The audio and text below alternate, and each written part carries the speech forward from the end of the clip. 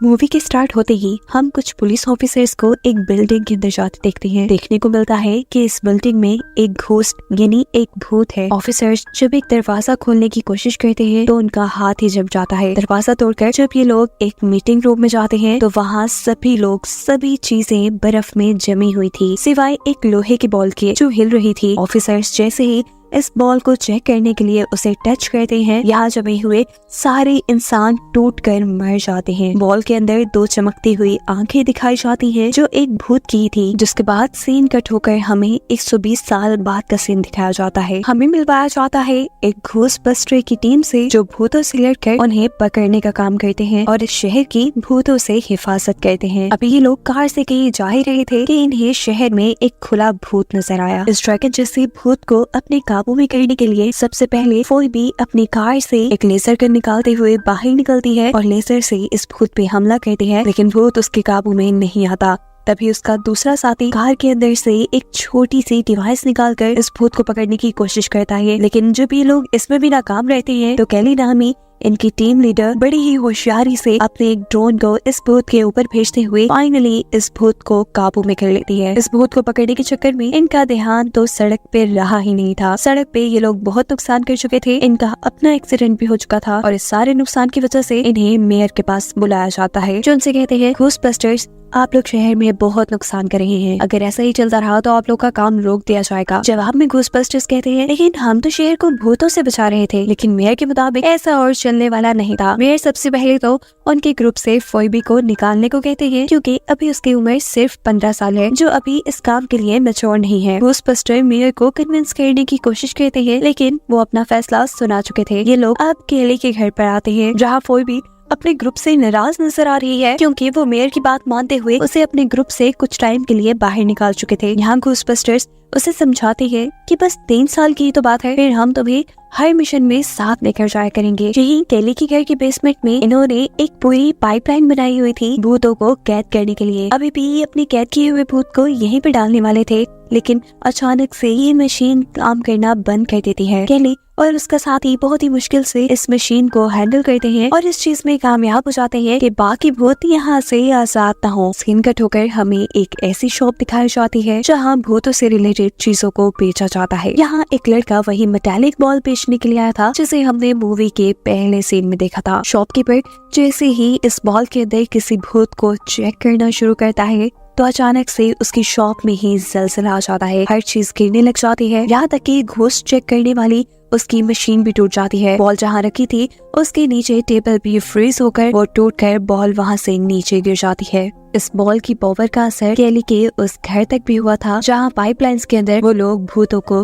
कैद करते थे। अचानक से उसके घर में बहुत बड़ी दरार आ चुकी थी। यही ऊपर केली का दूसरा साथी उन्हीं के घर में एक भूत को पकड़ने की कोशिश में लगा हुआ था। वो लड़का जैसे ही भूत को पकड़ने लगता है भूत उसी के ऊपर से गुजरते हुए उसे चकमा देकर यहाँ से भाग जाता है। वो भूत के भागने की खबर जल्दी से जाकर अपनी टीम को बताता है और सभी उस भूत को पकड़ने के लिए निकल जाते हैं। फोइबी को यही अकेला छोड़कर बेचारी अकेली फोइबी यहाँ क्या करती। वो चेस खेलने लगती है तो नोटिस करती है कि एक भूत उसके साथ चेस खेलने लगी थी। पहले फोइबी को थोड़ा अजीब लगता है लेकिन अब अगर उसके दोस्त नहीं तो ये भूत ही सही, वो खेलना कंटिन्यू करती है और हैरान होकर अब भूत उसके सामने आकर उसे सवाल करती है क्या तुम्हें मुझसे डर नहीं लगता। कोई भी कहती है अरे मेरा तो रोज का काम है। खैर अब अगले दिन हमें दिखाया जाता है कि केली अपने घर पे एक घोस्ट इंजीनियर को बुलाती है अपनी भूतिया पाइपलाइंस को ठीक करवाने के लिए। इंजीनियर उनकी पाइपलाइंस देखते हुए कहते हैं कि एक मर्तबा यहाँ पे हमला हुआ था, लेकिन परेशानी की बात नहीं है, मैंने भूतों के लिए एक नया बेस बनाया है। वहाँ हम सब लोग मिलकर भूतों के ऊपर रिसर्च भी करते हैं और साथ वहीं की पाइपलाइंस के अंदर हम भूतों को कैद भी कर लेते हैं। ये जगह तो घोस्टबस्टर्स के लिए काफी इंटरेस्टिंग थी। यहीं पर घोस्ट इंजीनियर घोस्टबस्टर को एक ऐसी मशीन भी दिखाता है जिसके अंदर किसी भी भूतिया चीज को रखने से उसका भूत मशीन के जरिए ही बाहर निकल आता है।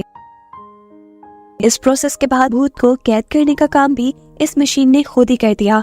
ये देखकर तो घोस्टबस्टर्स उससे इम्प्रेस ही हो गए। घोस्टबस्टर्स अब वापस अपने घर पर आ जाते हैं, जहाँ उन्हें एक और भूत को पकड़ने के लिए एक मिशन मिला था। वो भी दोबारा घर पर अकेली रह चुकी थी, जहाँ उसे इमरजेंसी एक होटल से भूत को पकड़ने के लिए कॉल आती है। वो अपने एक साथी के साथ उसे पकड़ने के लिए यहाँ से निकल चुकी थी, जबकि दूसरी तरफ दिखाया जा रहा है कि घोस्ट प्लेस के अंदर घोस्ट इंजीनियर ने अब उस बॉल को अपनी मशीन में रखा है, जिसे हमने मूवी के स्टार्ट में देखा था, जिस बॉल की पावर काफी खतरनाक थी। इस बॉल को मशीन में रखते ही ये बॉल जोर से हिलने लग जाती है। एक छोटा सा भूत इसके अंदर से निकलकर दूसरी मशीन में कैद होने के बजाय यहाँ से आजाद हो जाता है, जो देखकर जब घोस्ट इंजीनियर उस बॉल को पकड़ने के लिए आगे बढ़ते हैं तो उसका हाथ ही जम जाता है, साथ ही वो मशीन भी। यहाँ फोई भी जो रेस्टोरेंट में भूत को पकड़ने के लिए आई थी, वो देखती है कि ये वही भूत है जो थोड़ी देर पहले उसके साथ चेस खेल कर गई थी। वो इस भूत को पकड़ने के लिए लेजर से इसके ऊपर हमला करती है, लेकिन भूत यहाँ से भाग जाती है और होटल का काफी नुकसान हो जाता है। अब उसको तो भूत पकड़ना वैसे भी मना था, इसीलिए वो नाकाम ही घर लौटती है तो देखती है कि वो भूत उसके घर पे ही थी और उससे बातें भी कर रही थी। वो इनके घर की भूतिया पाइपलाइंस को देखकर हैरान थी। कोई भी बताती है ये मेरे नाना की है और हम यहाँ भूतों को कैद रखते हैं। इन्हीं की बातों के दौरान यहाँ अब वो भूत आता है जो मेटालिक बॉल से निकला था। अपने आप को जाहिर किए बिना उसने मेलोडी नाम की भूत से कोई बात की, जिसके जवाब में मेलोडी ने कहा, तुम बस इंतजार करो, मैं तुम्हारा काम इस लड़की के जरिए करवा दूंगी। साफ जाहिर है कि मेलोडी नामी इस भूत का बार बार फोइबी के सामने आना कोई इत्तेफाक नहीं है। सब भूत मिलकर कुछ बड़ा प्लान कर रहे थे। दिखाया जाता है कि फोइबी का एक साथी अभी भी उसे ग्रीन भूत को पकड़ने की कोशिश में लगा हुआ था। इससे पहले कि अभी भी वो इस भूत को पकड़ पाता, अचानक उनका घर जोर से हिलता है। ये सभी नीचे आकर जब चेक करते हैं तो पता चलता है कि इनकी भूतिया पाइपलाइन को किसी ने फ्रीज करके तोड़ने की कोशिश की थी। दूसरी तरफ घोस्ट प्लेस के अंदर घोस्ट इंजीनियर अपने साथियों को उसी मेटल बॉल के ऊपर बहुत से एक्सपेरिमेंट करके दिखा रहा था। जैसा कि जब इस बॉल को जलाया जाता वो तब भी मेल्ट होने के बजाय जम जाती थी, और अगर उसे भूतों के पास किया जाता था तो सारे भूत किसी मैग्नेट की तरह उसके पास आने लगते थे। ऐसी पावर्स रखने वाली कोई चीज इन लोगों ने पहली बार देखी थी। ये लोग अब इस बॉल के बारे में पता चलाने के लिए उस आदमी को बुलाने का फैसला करते हैं जो ये बॉल उनकी शॉप पे बेच के गया था। ये लोग अब इस मेटल बॉल के मालिक के घर पे आते हैं, जो इस मेटल बॉल के बारे में पूछने पे बताता है कि वो तो मेरी ग्रैंड माँ की थी जो अब मर चुकी है। वो अब उन्हें अपने घर में बने एक अजीब कमरे में लेकर आता है, जहाँ पर पुराने सोल्जर्स का सामान रखा हुआ था। ये लोग अब इस लड़की को लेकर अपनी लैब में आ जाते हैं, जहाँ एक एक्सपर्ट इस लड़के को टेस्ट करने लग जाता है कि कहीं ये भी तो किसी भूत के साथ कनेक्ट तो नहीं है, या इसके अंदर भी कोई और पावर्स तो नहीं है। यहाँ ये लोग नोटिस करते हैं कि जैसे जैसे इस लड़के के इमोशन चेंज होते हैं, वैसे ही उसके पीछे चले एक आग के लैंप पे असर पड़ता था। यहाँ दिखाया जाता है कि फोई भी उसी शॉपकीपर के पास है जो भूतिया चीजें खरीदता था। ये लोग भी उसी मेटल की बॉल की पावर्स को लेकर परेशान थे, जहाँ शॉपकीपर का असिस्टेंट आकर उन्हें एक ऐसे यूट्यूबर के बारे में बताता है जो भूतिया चीजों के ऊपर ही बात किया करता था। साथ ही उनकी एक घोस्ट लाइब्रेरी भी थी। कोई भी को लगता है कि जरूर वो इस बॉल के बारे में कुछ जानते होंगे। ये सब उनसे मिलने के लिए चले जाते हैं, और जैसे ही वो लोग उन्हें बॉल की फोटो दिखाते हैं तो ये आदमी बॉल की पिक्चर देखते ही उसे पहचान चुका था। वो इस बॉल के ऊपर लिखी हुई लैंग्वेज को भी पहचान चुका था। वो इन्हें बताता है कि इस बॉल के ऊपर एंशिएंट यानी पुरानी लैंग्वेज लिखी हुई है, और जरूर मेरे पास कोई ऐसी किताब होगी जो इस लैंग्वेज को ट्रांसलेट करके हमें इसका मतलब समझा सके। ये लोग अब बॉल की लैंग्वेज को ट्रांसलेट करते हुए ये पता चलाते हैं कि इस बॉल के ऊपर एक बहुत ही ताकतवर भूत का राज है, जिसका नाम है गोराका, जिसे आइस किंग के नाम से भी जाना जाता था। इस आइस किंग को दुनिया के एक बादशाह ने अपने पास बुलाया ताकि वो इस भूत की मदद से इस दुनिया पर हुकूमत कर सके। जिस काम में वो बादशाह कामयाब भी हो गया, लेकिन अब बादशाह के अंदर लालच आ चुकी थी। वो गोराका को कैद करके उसकी ताकतें खुद लेना चाहता था। बादशाह को ऐसा करते देखकर गोराका इंतहाई गुस्से में आ गया, और गुस्से में ही उसने बादशाह की पूरी फौज को बर्फ में जमा दिया।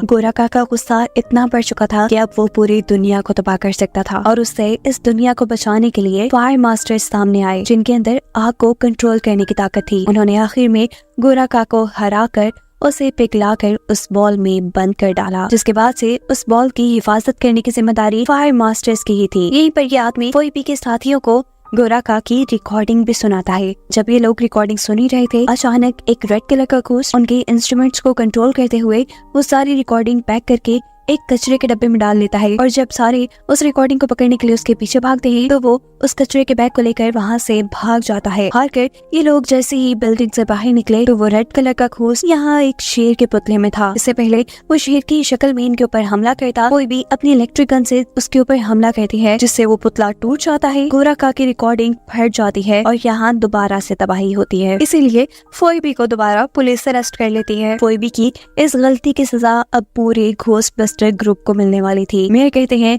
कि अब इस शहर में और घोस्टबस्टर्स काम नहीं करेंगे। यहाँ तक कि केली का घर भी सील कर दिया गया था जिसके अंदर जाकर ये लोग भूतों को कैद करते थे। साथ ही पुलिस ने घोस्टबस्टर्स की सारी लेजर गन भी अपने काबू में कर ली थी। यहाँ दिखाया जाता है कि वो घोस्ट लाइब्रेरी वाला इंसान यहाँ अब घोस्ट लाइब्रेरी वाले बॉल के मालिक के पास जाते हैं और बॉल के मालिक को बताते हैं कि तुम एक फायर मास्टर हो, तुम्हारी जिम्मेदारी थी उस बॉल को संभाल के रखना, तुम्हें उसे बेचना नहीं चाहिए था। तुम्हें उसको बेचने की वजह से ही गोराका इतना ताकतवर हुआ है। इससे पहले कि गोराका अब इस दुनिया के ऊपर कोई मुसीबत ले आए तुम्हें अपनी पावर्स को जानना होगा, उन्हें एक्टिवेट करना होगा ताकि तुम उस बॉल को कंट्रोल कर सको। इस आदमी को तो कुछ पल्ले नहीं पड़ रहा था। वो कहता है मैं ये कैसे करूंगा, मैंने तो आज तक कभी किया भी नहीं। वो जैसे ही उंगली का इशारा सामने जलती हुई आग पे करता है तो देखता है कि आग बिना किसी मुश्किल के उसके इशारों की तरह मूव हो रही थी। इस चीज ने तो उसे खुद भी हैरान कर दिया था। यहाँ फोइबी जो अपने ग्रुप को मुसीबत में डालने की वजह से काफी उदास थी, इसी उदासी में वो उस भूत से मिलती है जो उसकी काफी हद तक दोस्त बन चुकी है। फोइबी उससे कहती है कि मैं हमेशा कोई ना कोई गड़बड़ कर देती हूँ, मैं बहुत बुरी हूँ। जिसके जवाब में भूत कहती है अरे ऐसा बिल्कुल नहीं है। वो उसको उन्हीं की घोस्ट बेस के अंदर ले जाकर कहती है आओ मैं तुम्हें एक मैजिक दिखाती हूँ। वो फोइबी को घोस्ट चैम्बर के अंदर भेजती है और मशीन को ऑन कर देती है जिसमें एक इंसान के जाने की वजह से उसकी बॉडी का भूत यानी उसकी रूह उसकी बॉडी से बाहर निकल चुकी थी। जिसके बाद ये भूत फोइबी से कहते हैं मुझे माफ कर देना, मैं तुम्हारी अच्छाई का फायदा उठा रही हूँ।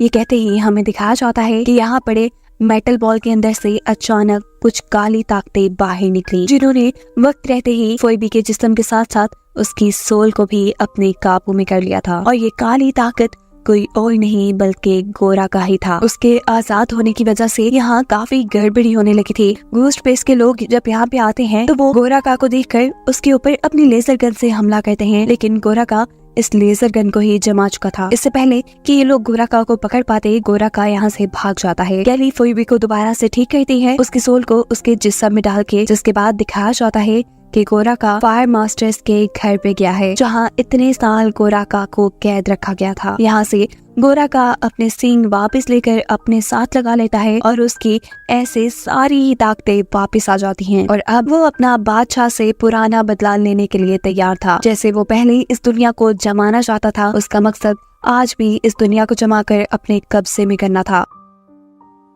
देखते ही देखते वो पूरी दुनिया में बर्फीला तूफान ला चुका था। हवा, सड़क, हर जगह बर्फ फैल चुकी थी। शहर की ये हालत देखकर सभी घोस्टबस्टर घोस्ट बेस के ऊपर जमा होते हैं। घोस्ट लाइब्रेरी का मालिक यहाँ इन सबको बताता है कि ये जो बर्फीला तूफान आया है ये गोराका लेके आया है और गोराका को सिर्फ एक फायर मास्टर ही कंट्रोल कर सकता है और हमने फायर मास्टर भी ढूंढ लिया है जो उन्हें बिना किसी लाइटर के एक कैंडल को चला के दिखाता है। ये देखकर घोस्टबस्टर्स को उसके ऊपर कुछ ज्यादा यकीन नहीं था। वो घोस्ट इंजीनियर से कहते हैं कि हमें लेजर गन्स की जरूरत पड़ेगी जो सब पुलिस ले गई और यहाँ घोस्ट इंजीनियर उन्हें लेटेस्ट मॉडल के कुछ सूट और लेजर गन दिखाता है जिससे आसानी से वो लोग भूतों से लड़ सकते थे। यहाँ इन सब घोस्टबस्टर्स को रोकने के लिए वो रेड घोस्ट यहाँ आया जो सभी मशीन्स को अपने कंट्रोल में कर सकता था, वो भी गोराका के कहने पर। इससे पहले कि ये लोग बाहर निकल पाते वो रेड घोस्ट इन्हीं की एक लेटेस्ट मॉडल की कार को अपने काबू में करते हुए उसकी लेजर से यहाँ एक घोस्टबस्टर के ऊपर हमला करने लगता है। इससे पहले कि घोस्टबस्टर का साथी इस हमले से मर जाता, यहाँ फायर मास्टर इस लेजर को अपनी पावर्स से बेंड करके उस बच्चे को बचा लेता है। जिसके बाद ये लोग जब खुद रेड घोस्ट के ऊपर अपनी लेजर से हमला करते हैं तो रेड घोस्ट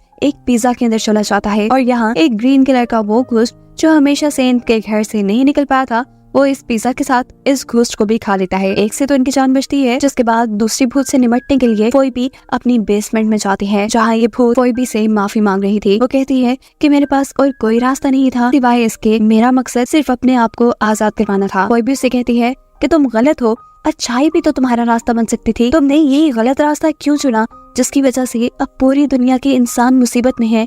तुम देख तो रही हो पूरी दुनिया के साथ सभी इंसान भी जम चुके हैं। अभी ये लोग यही बातें ही कर रहे थे कि पीछे से गोरा का दीवार तोड़ते हुए अंदर आ जाता है, जहाँ सभी घोस्टबस्टर मिलकर लेजर से उनके ऊपर हमला करते हैं, लेकिन गोरा का सभी के लेजर जमा कर तोड़ देता है। गोरा का अब अपनी पावर से यहाँ पर वो पाइपलाइन भी तोड़ चुका था जिसके अंदर ये लोग भूतों को कैद करते थे। सारे भूत यहाँ से निकलकर जगह जगह शहर में फैलकर लोगों को तंग करना शुरू कर देते हैं, जो लोग पहले से ही बर्फ के अंदर जमे हुए थे। इससे पहले कि गोरा का यहाँ कोई और तबाही करता कोई भी की, वो दूसरी दोस्त भूत यहाँ एक माचिस की तिली जलाकर फायर मास्टर के आगे करती है।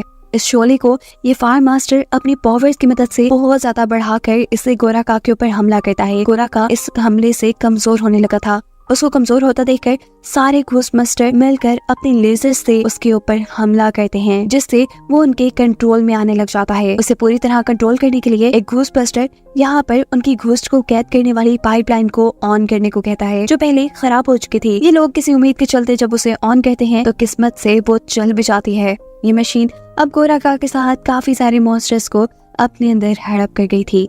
उसके कैद होते ही यहाँ उसकी सारी ताकतों का असर भी खत्म होने लगा था और इस दुनिया के ऊपर से बर्फ भी हटने लगी थी। फोइबी की ये दोस्त जिसने गोरा का को हराने में उनकी मदद की थी, वो यहाँ फोइबी के सामने आकर उससे कहती है कि तुमने ठीक कहा था, अच्छाई भी आजादी का रास्ता हो सकती है।